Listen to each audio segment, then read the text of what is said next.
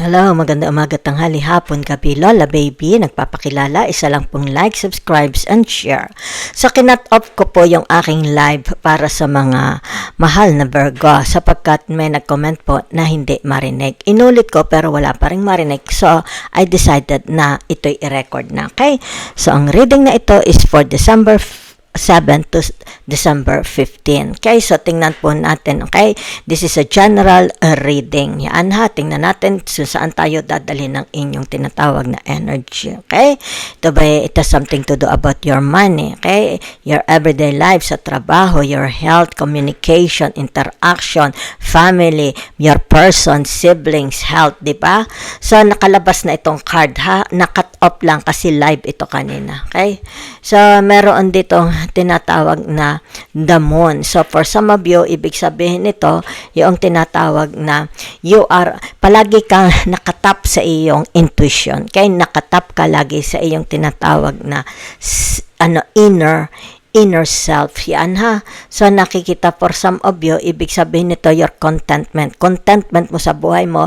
Ang nakikita ko for you is successful naman kayo sa inyong work, sa inyong career, di ba? Relationship, maybe kung ito man isa inyong person, kung sino itong mga karelasyon nyo, ibig sabihin nito, yung tinatawag na wala naman kayong problema, di ba? Yan.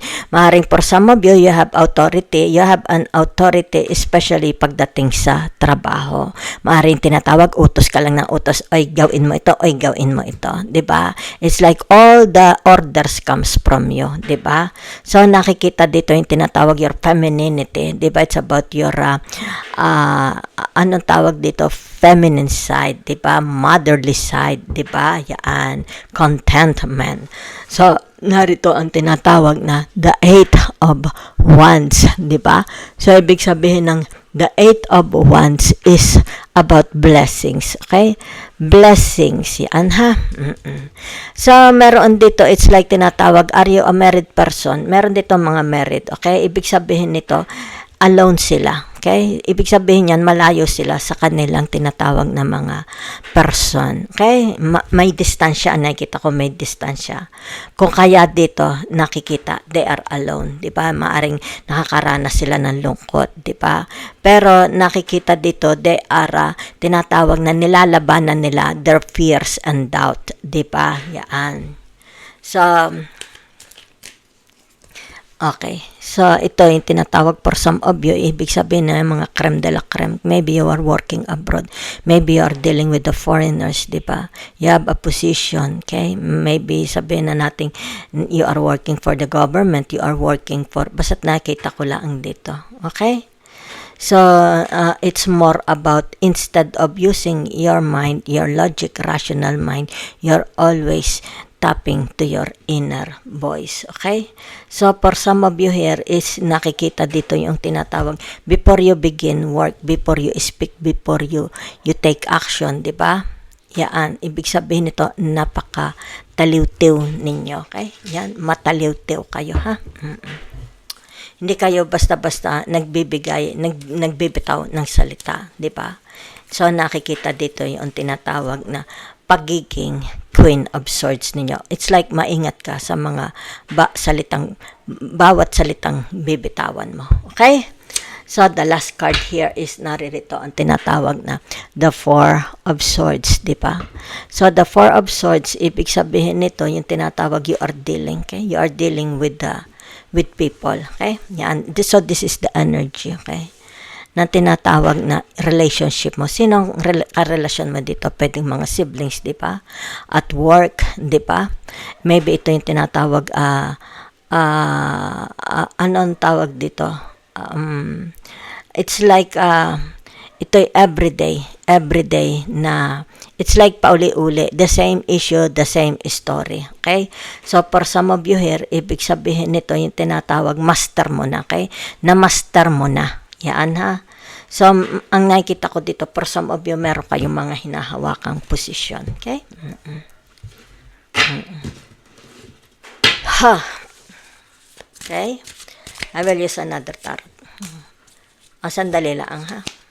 So, ibig sabihin nito yung tinatawag na, kaya naka-reverse ito, okay? Yan. It's like, wala ka pang, it's like you have no resources, di ba? Wala ka pang magagawa. Hindi ka pa, it's like, hindi ka pa pwedeng mag-manifest, mag-invite, okay? Wala ka sa posisyon, okay, to create. Yan. You are not in a position to create. You are not in a position to decide. You are not in a position to take action. Di ba? Yan.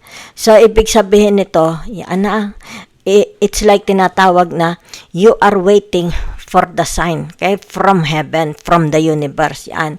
Kaya dito naka-reverse ito, okay? Yan. Whatever is this, nag-iintay ka pa ng kasagutan sa universe or sa langit. Okay? So, for some of you here, whatever you are waiting, halimbawa sabihin natin, niintay mo asawa mo, okay, magpapangita kayo. Ibig sabihin nito, hindi pa siya darating. Okay? If this has something to do about pag-abroad, di ba? It's about interaction mo, di ba? Let's say, immigration, officer, di ba? Office in charge, military, di ba? It's like tinatawag na foreigners, yan dito, ha? Ibig sabihin nito, wala pa. Okay? Kaya you are in the position of Queen of Swords, waiting. Okay? So, maaring for some of you, you are just reading. Okay? You are just, sabihin natin, nagpapahinga sa bahay. Diba? Yaan. So, ibig sabihin nito, pinapahinga mo muna ang iyong mind. You are more on your soul.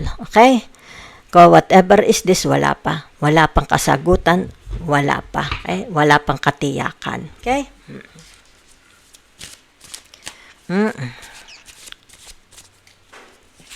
So, whatever is this, kaya dito kita mo ito, naka-reverse ito. Wala pang sign, wala pang sagot. Okay? You are still waiting. Okay? Yan. So, ibig sabihin itong tinatawag na the four. Okay? The Four of Swords, this is only an energy. Diba? So, ano ibig sabihin ng the Four of Swords to the reverse ng tinatawag na Libra? Okay?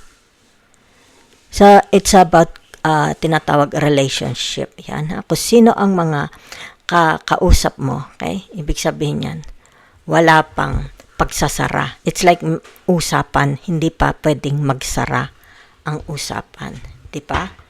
So, lumabas dito ang tinatawag na the temperance. Diba? So, pag sinabi mong the temperance, ito yung tinatawag na the Sagittarius. Okay? So, ibig sabihin nito, for some of you here, yung tinatawag pamamahinga ng pag-iisip. Okay? Pamamahinga, no action. Okay? It's like tinatawag, ako muna is time off, break, time break ba ito? Yan ha, pamamahinga for some of you. Okay? Yan. So, for some of you here, maybe meron kayo ditong sabihin na natin gustong gawin. Let's say, you want to whatever is this, okay? It's more about yourself, di ba? Maaring maglilinis ka ng bahay, maaring mamamahinga ka lang, or maaring magsha-shopping ka lang, whatever is this, di ba? So, for some of you here, ibig sabihin nito yung tinatawag ceasefire, okay? It's between you and them, ceasefire, okay? Ibig sabihin nito, wag muna tayong magpangita, di ba? Ceasefire, wala pa, okay? Wala pang action, wala pang result, wala pang outcome. Okay? So, it's like dito tinatawag pamamahinga. Okay? So, ano ito? Ibig sabihin ito. Yan ha, narito ang tinatawag na the Ten of Cups. Diba? Okay? So, pag sinabi mong the Ten of Cups, ito yung tinatawag na mga taong walang-wala. Okay? Naghahanap sila ng tulong, ng suporta. Okay? So, ibig sabihin nito, maaring ikaw ito, okay? In a position of a magician, in a reverse position, hindi mo sila matutulungan. Di ba? Kung ano man nasa dyan nila, hindi mo matutulungan. Bakit naka-open ang iyong tinatawag the third eye? Okay? Naka-open. Ibig sabihin nito, yung tinatawag maaring for some of you from the past, di ba? It's like, inutangan ka na, hindi ka naman binayaran. Kung kaya dito, wala kang magagawa para sa kanila. Ibig sabihin nito, I am not guilty. You are not guilty. Diba? Kung hindi mo sila matulungan, you are not guilty. Okay? Ibig sabihin niya, malinis ang kamay mo. Okay? Naguhugas ka. It's like tinatawag wala kang sagutin sa mga taong ito. Diba? Yan, oh. So, tingnan natin, ha? Maaring for some of you, yung tinatawag, natuto na kayo. Okay? Natuto na kayo sa buhay. Okay? Yan. So, ano pa, ha? Wait. For some of you, ibig sabihin nito, may mga hinihintay pa kayong grasya. Kaya it's like tinatawag, may mga hinihintay kayo, ha? Nakikita dito na hindi kayo nasisiraan ng loob, ha? Na hindi kayo nasisiraan ng loob. Ito is darating, okay? So, whatever is this, you will be approached, yan, ha? You will be approached by people. Maybe your family, your siblings, kung sino ito, okay? It's about your tinatawag na intelligence. Okay, they will approach you. Maybe sabi na natin for an advice kasi magdadatingan ito. Okay, magdadatingan yan. So, ibig sabihin nito, maybe for some of you, ibig sabihin nito, wala kang maiisagot, di ba? You cannot entertain them. Hindi, ayaw mo ng tinatawag commitment. Okay?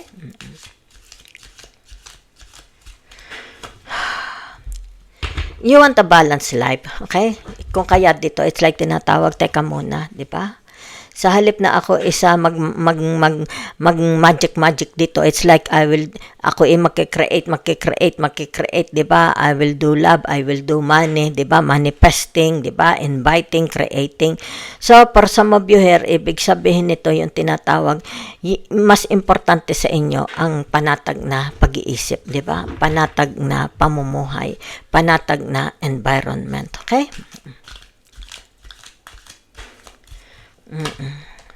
So, ibig sabihin nito, community, okay? Yan. Whatever is this, kung ano man ito, para ito is tinatawag na magkaroon, okay? It's like ma-organize, di ba? Magkaroon ng tinatawag na pagsulong, whatever. Maybe a project, di ba? Halimbawa, sabihin na natin your life is in balance because of merong participation ang mga tao. Okay? Yan. So, maybe ito yung tinatawag mga siblings. Di ba? Okay.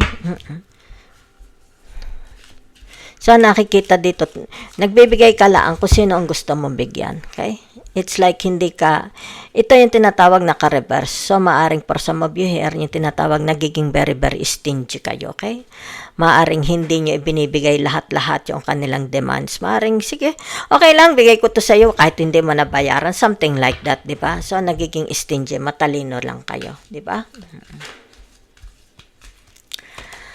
So, ito yung tinatawag na ordeal. It's like an ordeal, di ba? It's like tinatawag dito merong a sentence, di ba? Ito yung tinatawag na restricted. Ito yung tinatawag, you are not allowed to speak, okay? Other than that, it will use against you, di ba? Halimbawa, sabihin natin subpoena, may darating na subpoena or inaaresto, okay? It's like sinasabi ditong, pag ikay nagsalita, lahat ng sasabihin mo, gagamitin laban sa iyo, okay? So, ito ang tinatawag na the eight of swords, di ba? So, naibig pag sinabing the eight of swords, may mga kalaban kayo, okay? Gusto nilang patahimikin kayo. Meron dito ang tinatawag pinpointing, okay? So, be very, very careful, ha? Okay, yan. Be very, very careful. If you witness something, if you see something, it's not pleasant, di ba? Be very, very careful. You better, kumbaga dito yung tinatawag, magdadma. It's like hindi mo ito nakita. Because baka masabit ka. Dahil magkakaroon dito ang tinatawag ipipinpoint. Okay? Yan. Maaari ikaw ang magpipinpoint. Maaari yung tinatawag, ano tawag daw? Blower? Whistleblower. Whistleblower. Okay? Meron ditong a whistleblower. Okay? Yan. So, it's like tinatawag dito, merong maaari ito itatanggi. Diba? Nagkaroon ng participation. Kasi ito ang tinatawag the magician. So, ibig sabihin nito, better keep quiet. Diba? And wait hanggang lumabas ang tinatawag time for you to speak. Ikaw man ito or sila man ito. Okay? So, what's the message from the universe. Okay?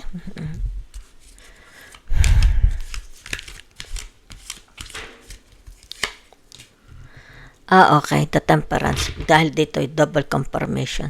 Okay. So, whatever is this, ito siya. Naka-upright and naka-reverse. Okay? So, ibig sabihin nito, magkakaroon dito, it's like tinatawag paninisi. Okay? Pinpointing. Okay? Yan. So, ibig sabihin nito, it's like tinatawag dito, magkakaroon ng, yung tinatawag na a complete stop. Okay? Complete stop. It's like katahimikan. Katahimikan ito, ha? Hindi ko alam. Okay? Kasi narito siya. It's like tinatawag na this person is not allowed to speak. Okay? Kasi pag nagsalita siya, ibig sabihin ito, gagamitin ang salita niya laban sa kanya. Okay?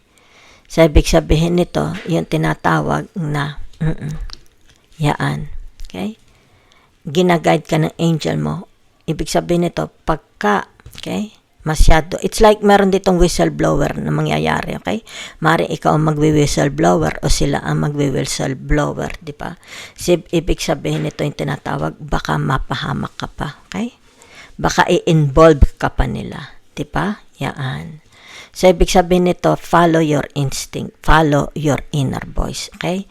Be quiet, di ba? Better shut off your mouth, di ba? And follow your inner voice. Kung meron kayong na-witness, whatever is this na na-witness ninyo, ibig sabihin nito, mas maganda pa, itiko mo na lang ang bibig mo, okay? So, that's the message of the universe, okay? So, ibig sabihin nito yung tinatawag na pretend that you don't see. It's like the three monkeys. No, I did not see it. I did not hear it, di ba?